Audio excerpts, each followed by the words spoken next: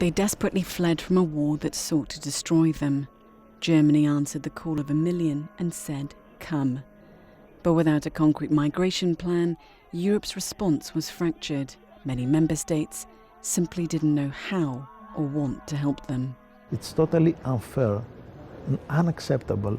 One union of 500 million people to be totally unable to give a solution, or 1.5 million of refugees.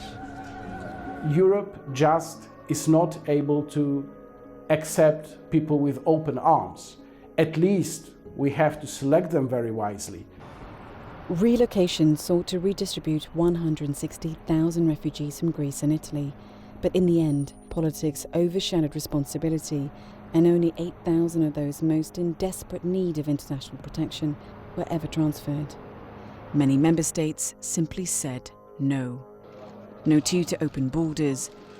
Clearly, I will reclaim the borders of my country and make a dissuasive migratory policy where illegal migrants will never be registered. Please don't come. Turkey is a safe country. Stay there. Emboldened by the mood change in Europe, populists, anti-establishment and neo-fascist groups all across Europe came out from the shadows.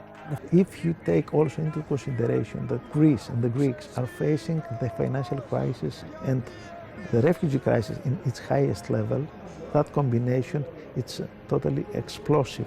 We don't have an idea of the European border as a common responsibility.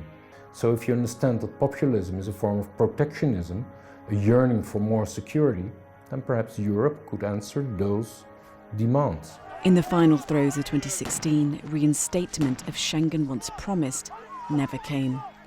The EU, founded on liberty and respect for human rights, decided its common responsibility was security, and with that, one of the cornerstones of European integration lay to waste. The refugee crisis will stay for years. We have a so-called asylum package of policies. The sadness is that in the end, member states will say, we don't want this, and then they will blame something called the European Union. And that's the paradox of the EU. It's not a country in the end of the day, but it's a unique institution which can be blamed for its inaction.